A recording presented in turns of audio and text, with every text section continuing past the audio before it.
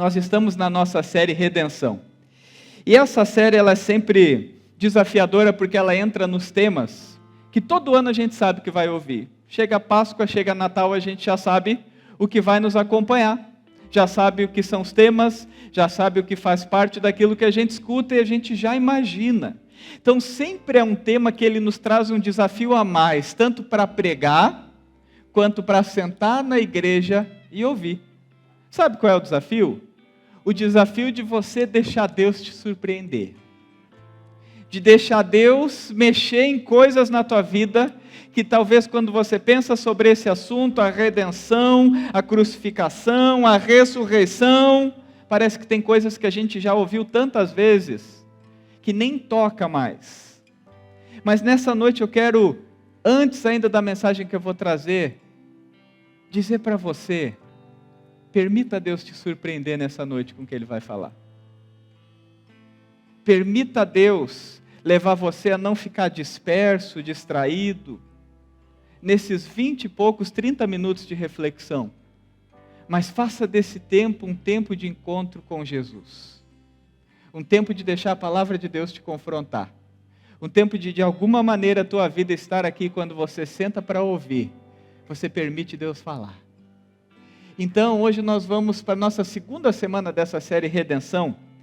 E essa série, ela tem acompanhado uma música que nós cantamos, estamos cantando durante os cultos, chamada Redenção, que abriu o nosso culto. E essa música é uma interpretação da alegria da redenção, da gente perceber quantas coisas nós fomos presenteados por Deus na redenção que Jesus nos trouxe. Quantas coisas nós temos para viver, experimentar, acreditar, deixar a nossa vida ser transformada a partir daquilo que aconteceu com a redenção que Jesus nos trouxe. E o trecho da música que hoje incentiva a nossa mensagem, nos leva a pensar, nos chama para reflexão, é um trecho da música que diz assim: o passado já não mais tem poder, pois novo sou. Ou seja, a música nos leva a cantar de uma verdade, de uma realidade, que essa frase deveria causar um impacto tremendo na nossa fé, na nossa alegria, no nosso louvor a Deus, na nossa realidade espiritual, de poder olhar e dizer: o passado não mais tem poder, pois novo eu sou. Mas para a gente entender a profundidade daquilo que é a boa notícia, nós precisamos olhar um pouco para o problema que nos leva a precisar declarar que o passado não tem poder por causa da redenção. E o problema daí é que se o passado já não mais tem poder e Jesus veio para apagar o poder do passado, existe uma realidade que é o poder do passado. O passado tem poder. E exatamente por ele ter poder que nós precisamos de um redentor. Exatamente pelo fato de que o passado tem poder, é que nós precisamos viver essa verdade, se apropriar dessa verdade, experimentar essa verdade, que nós celebramos a redenção de que o passado perdeu seu poder, porque o passado tem poder. E talvez se você não tinha parado para perceber isso na tua vida, hoje eu quero convidar você para refletir. Eu quero convidar você para pensar sobre isso. Eu quero te desafiar a ir um pouco mais fundo naquilo que às vezes a reflexão nos chama para fazer, para pensar sobre a tua vida e para você perceber o poder do passado. Mário Quintana, quando falava sobre o poder do passado, ele diz assim: o passado não reconhece o seu lugar, ele está sempre presente. Às vezes a gente tem a ideia de que o passado fica no passado. Mas Mário Quintana, na verdade, faz uma reflexão que é simplesmente uma constatação da vida. Ele diz: parece que o passado não sabe o lugar dele. E aonde a gente encontra o passado? Sempre no presente. Aonde que eu vejo o passado? Sempre no presente. E você vai olhar para a sua vida e talvez você vai perceber que hoje você diz: eu sou uma pessoa muito forte. Mas vai ter marcas do teu passado que te fortaleceram. Você vai olhar para a sua história e vai dizer: hoje eu sou uma pessoa que conquistei muitas coisas. Você vai olhar para a sua história e vai perceber a trajetória para conquistar. Você vai olhar e vai dizer, eu agradeço porque muita gente me ajudou. E você vai olhar para o seu passado e vai ver que o teu presente é uma construção que não é um hoje independente da tua história. O passado não reconhece o seu lugar e está sempre presente. Mas é claro que nessas frases eu trouxe um aspecto positivo do passado. Porém, o passado também tem um poder de que as lutas que nós travamos hoje não começaram hoje. De que as coisas que nós não conseguimos fazer hoje não são fruto do hoje. De que coisas que talvez você tenha uma tremenda dificuldade, tem feridas, se sente incompleto, desorganizado, numa vida caótica, com coisas que parece que não dão certo, é o poder de um passado que está no teu presente e que não começa hoje. Uma outra reflexão é quando também nós olhamos para a nossa cultura, para a MPB, e Milton Nascimento fala na sua música, há um passado no meu presente. Essa é a verdade. O nosso presente tem um passado que nos acompanha. O nosso presente é formado por coisas que aconteceram conosco. E é por isso que nós não devemos fugir dessa reflexão de hoje que nos diz, o passado não tem mais poder, pois novo sou. Ou seja, na redenção, a força do passado perde força. Mas o passado tem força. O passado está presente. O passado não fica no passado. O passado muitas vezes marca o nosso presente, marca a nossa estrutura e marca quem nós somos. E você já reparou o quanto isso é verdade na tua vida?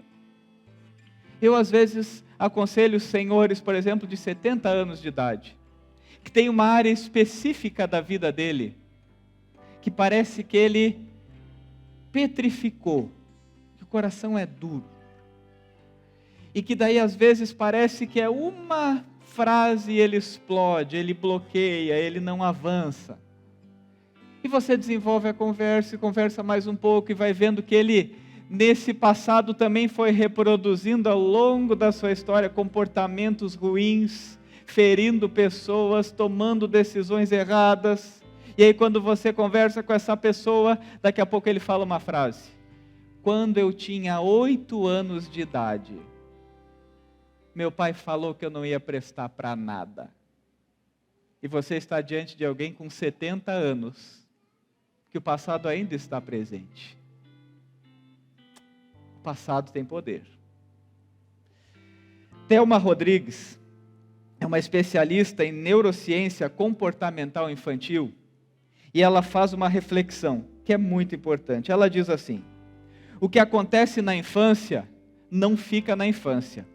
Impacta a nossa saúde emocional, mental e física ao longo da vida. Essa mulher, ela é uma referência no assunto de neurociência comportamental infantil. E quando ela olha para a vida, ela diz, olha, é assim que funciona. O que acontece na tua infância não fica preso lá. Tem um impacto na tua saúde emocional, na tua saúde mental e na tua saúde física. E hoje ainda batendo um papo de manhã depois do culto, o Senhor me disse, claro pastor, ela está escrevendo a partir da neurociência, mas eu não tenho dúvida que também o que acontece na nossa infância tem um impacto na nossa saúde espiritual. Muitas pessoas às vezes têm problemas emocionais que fazem parte no presente por causa de um passado que te feriu tanto em algumas áreas, que te tornou com hábitos em algumas áreas, que foi te formando de alguma maneira na tua infância, que hoje você é assim. Muitas pessoas convivem com traumas profundos na sua vida, muitas vezes nessa construção na tua história, de experiências da tua infância, da tua vida, que afetam profundamente o teu emocional, mas também afetam o teu mental, pensamentos viciantes, pensamentos que te escravizam, pensamentos que não te permitem ir em frente, que você sempre pensa que quer se libertar de algumas ideias, de alguns comportamentos, de repetir algumas coisas, e parece que sempre volta e volta e volta e volta, e você percebe, o passado tem poder. Mas também na nossa vida física. A construção, às vezes, daquilo que hoje é um problema na tua saúde, faz parte desde a infância, de hábitos que você adquiriu e que foram prejudiciais. E às vezes você luta, e essa luta física também é uma luta emocional, é uma luta mental, com lutas às vezes por impulsos, por falta de controle, por tantas coisas que na tua infância talvez você passou e que hoje te paralisam. E também é uma realidade que o que acontece na infância, ou no passado, não somente na infância, afeta a nossa vida espiritual. Muitas vezes a revolta com Deus não tem nada a ver com Deus, mas com as experiências que pessoas que diziam amar a Deus fizeram com você. E aí eu contei já, hoje de manhã, foi nosso tema também nos Adolescentes e na GEAP esse assunto. Eu contei que quando eu estava no meu período prático, nós fazíamos culto no Centro de Recuperação de Dependentes Químicos, o Serene, e o pastor responsável da época do Centro de Recuperação era o pastor Osiel. E uma vez ele falou numa reunião nossa, ele disse assim, é muito interessante, que pessoas que vêm, começam a conhecer a fé, a orar, a despertar para Deus, elas chamam Deus de Senhor, elas chamam Deus de Rei, elas chamam Deus de grandioso, elas chamam Deus de poderoso, elas chamam Deus de majestoso, mas elas não conseguem chamar Deus de Pai. Porque na história delas, elas tiveram um relacionamento complicado com o Pai. O que acontece na infância, o que acontece na nossa trajetória, e não somente na infância, mas no passado. Às vezes marcas do teu passado, um negócio que deu errado, e aquilo te marcou profundamente, e de lá para cá a tua vida é outra. Quantas biografias, quantas histórias, quantas pessoas no presente, por causa de um passado recente, tiveram o presente bagunçado. E parece que as coisas não ficam em ordem. Eu compartilhei com o pessoal também, com os jovens, hoje no culto da manhã. Deveria fazer talvez 2 décadas que eu não lembrava de uma história que eu lembrei de ontem para hoje. Lembrei ontem quando começou, ou um pouquinho antes de começar, os adolescentes, não lembro bem, mas foi no fim de semana. Uma história da minha infância, que eu percebo como marca o meu presente. Eu era criança, mas bem pequeno. Eu tenho mania que toda a história que eu vou contar de criança, eu falo que eu tinha 6 anos. Tudo eu falo assim. Aconteceu outra coisa quando eu tinha 6 anos. Não sei o que quando eu tinha 6 anos. Às vezes eu fico pensando, tá, mas eu não vivi só quando eu tinha 6 anos, né? Mas eu tinha menos de 6 anos nessa experiência. Eu sei porque eu era muito pequeno mesmo, e é uma lembrança muito vaga, não sei depois quando a minha mãe contou essa história. Mas eu era muito pequeno, e eu lembro que eu estava aprendendo a nadar, uma piscina funda que não dava a pé, eu inseguro, na água, batendo braços, tentando se virar, superando aquele medo inicial, e tentando saí da piscina, não conseguia, estava na parte funda, até que na época a minha mãe tinha um namorado e o namorado dela pegou e fez assim para mim. E eu lá, batendo o braço, estendi a mão para ele. Quando ele pegou na minha mão, ele me levantou, e assim que ele me levantou, ele me empurrou de volta. E eu me afoguei, tomei água, tiveram que me tirar da piscina, meio que apaguei. E eu lembro, a única coisa que eu fiquei com essa história é que quando eu acordei, ele estava rindo da minha cara. E eu pensei, eu nunca mais vou ser humilhado por ninguém. Cada pessoa que vem e estende a mão, quando eu preciso de ajuda, talvez vai rir de mim depois. Então eu me viro sozinho. E qualquer ameaça, eu entendo que é uma perseguição, eu entendo que eu tenho que ganhar da pessoa, qualquer discussão eu trato como competição, às vezes no esporte, às vezes numa discussão boba, às vezes ao decidir uma ideia. O passado do meu presente fazer eu querer me impor. Eu nunca tinha parado para pensar, mas essa marca veio me lembrar do que aconteceu e que talvez marcou a minha história até hoje. Que faz até hoje eu precisar lutar com esse meu passado. E eu pergunto para você, quando nós mexemos no nosso passado, a nossa memória, ela grava cenas, situações que nos impactam. E que nesse impacto solidificam verdades sobre mim, sobre você. Qual é o nome da história que você lembra? Qual é o nome da tua história na piscina que vem à memória? Talvez você teve um pai alcoólatra, que quando chegava em casa, você tinha medo, se escondia, tinha vergonha. E hoje você percebe que você é alguém medroso, inseguro, envergonhado, tímido. Pode ser que na tua história tinha uma mãe durona, rígida, que sempre cobrava, nunca estava bom, sempre estava ruim. E você cresceu convicto que você não serve para nada. Pode ser que você teve um pai super protetor, que te evitava de encarar os perigos da vida, que não deixava você se expor. E você entrou numa bagunça financeira, numa fragilidade que quer desistir de tudo, que nunca dá aquele passo a mais, e você percebe o quanto esse passado bagunça o teu presente. Talvez você teve uma frustração com coisas que não deram certo, tentou fazer um curso, foi reprovado, e alguém jogou na tua cara. Aconteceu uma tragédia na tua família, e você vê os personagens. Aconteceu uma ofensa, e fizeram com você. Você cometeu erros no teu passado, e você tenta de um jeito ou de outro fingir que não existe, dizer que não tem problema. Qual é o nome da tua história na piscina, da memória do passado que tem poder no teu hoje?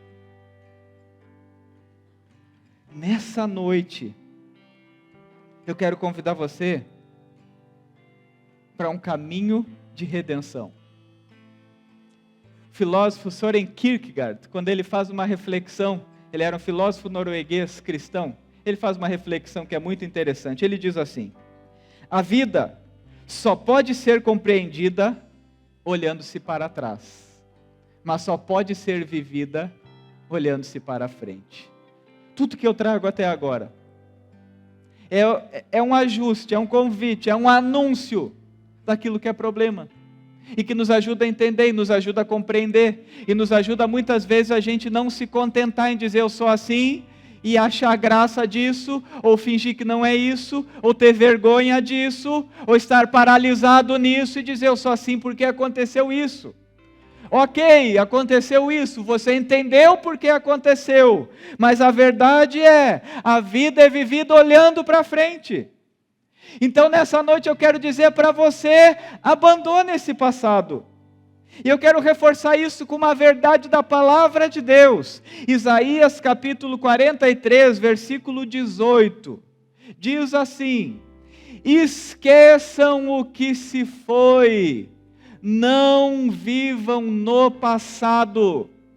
Essa era uma profecia daquilo que Deus havia prometido, e Deus estava anunciando do que ia acontecer com esse poder do passado quando Jesus viesse trazer a redenção. E ele dizia que agora, a partir da realidade da cruz, a partir do que seu Filho Jesus faria por mim e por você, nós temos um novo caminho para viver. E ele diz: esqueçam do passado, esqueçam o que se foi, não vivam no passado. E o passado ele pode ser uma bênção, quando ele te traz gratidão, quando ele te trouxe crescimento, quando ele marcou tua personalidade e tua história. Mas o passado, inclusive de coisas que deram certo, pode ser a tua prisão, porque você continua lá, pensando que as boas experiências ficaram para trás, ou pensando que as experiências ruins lá de trás vão continuar amanhã. E nessa noite eu quero dizer, você pode compreender, olhando para trás você está entendendo essa história. É uma reflexão tão simples, mas talvez você nunca parou para pensar. Eu nunca dou certo em um trabalho, por quê? Talvez você tenha a resposta hoje. Eu sou uma pessoa que se falam tal frase, eu explodo, fico amargurado, não perdoo ninguém, por quê? E talvez você tenha a resposta. Talvez você diz, eu vivo com insegurança, com medo, confuso, e hoje você tem a resposta. Talvez você diz, eu vivo me escondendo, não deixo ninguém saber quem eu sou, e hoje eu tenho essa resposta. Eu confesso para vocês que essa história, para sair, foi só porque eu estou servindo a palavra de Deus, que se fosse por mim eu não contaria para ninguém. É meu jeito. Mas quando eu olho para a cruz, quando eu olho para a redenção, eu sei, Deus tem uma promessa de que o passado perde o poder na minha e na tua vida. Mas Ele perde o poder não pela nossa força. Ele perde o poder por causa da redenção que Jesus nos trouxe. O próximo texto que eu quero olhar com vocês é o texto de 2 Coríntios, capítulo 5, versículo 17, que diz assim. Eu coloquei na nova versão transformadora. Eu sei que na igreja nós usamos sempre NVI, mas eu gostei muito dessa linguagem que ele usa. Ele diz: logo, todo aquele que está em Cristo se tornou nova criação. A velha vida acabou e uma vida nova teve início. Essa é a realidade da redenção. Essa é a realidade do que acontece na nossa vida, com a nossa história, com os nossos erros, com os nossos pecados, com pessoas que erraram conosco, com pessoas que por causa do seu pecado atrapalharam o nosso passado, estragaram o nosso presente. Para tudo isso nós temos um Salvador, e a resposta se encontra na cruz, a resposta se encontra em Jesus, e em Jesus você não sai daqui de cabeça baixa com essa mensagem, em Jesus você não sai daqui desesperado com essa mensagem, em Jesus você sai daqui louvando, adorando a Deus e sendo convidado para, depois que sair daquela porta, viver uma vida diferente, viver uma vida leve, viver o poder transformador de Jesus, que tem o poder de transformar o teu passado e dizer para mim e para você: quem está em Cristo é uma nova criatura. Quem está em Cristo se tornou uma nova criação, e a velha vida acabou. Uma nova vida teve início. Essa é a realidade. Estar em Cristo nos permite dizer: o passado perdeu seu poder, e eu posso viver diferente. Eu não preciso repetir o comportamento que tanto feriu na história dos meus avós, na história dos meus pais, e que está marcando a minha. Eu não vou viver paralisado com aquilo que pessoas fizeram comigo, com circunstâncias que eu passei e que lá atrás me machucaram. Eu vou viver como uma nova criação. Eu vou viver a novidade de vida que Jesus me dá. Eu quero viver na presença de Jesus. E para finalizar nossa mensagem, eu quero fazer você olhar para essa placa. E em oração, eu quero que você pense um pouco de qual é a marca que está impressa na tua vida. O que te define? Abandonado? Frustrado? Confuso? Abusado? Desesperado? Depressivo? Ansioso? Inseguro? Com vergonha? Com pecados, repetindo erros, ferindo pessoas. Qual é a marca do teu passado? Conseguiu pensar? Está pensando? Qual é a marca que fica na tua vida? Nessa noite eu quero dizer para você que o teu passado perdeu o poder.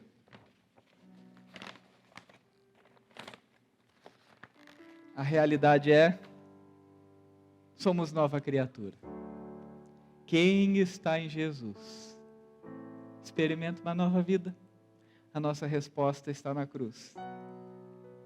E você pode sair daqui hoje com a cabeça erguida e dizer: daqui para frente, não mais abandonado, mas amado. Não mais frustrado, mas com esperança. Não mais sozinho, mas vivendo em comunhão. Não mais alguém que repete erros, mas alguém que encontrou o amor daquele que acertou, daquele que me libertou. Não mais escravo, mas livre. não mais em guerra, mas em paz.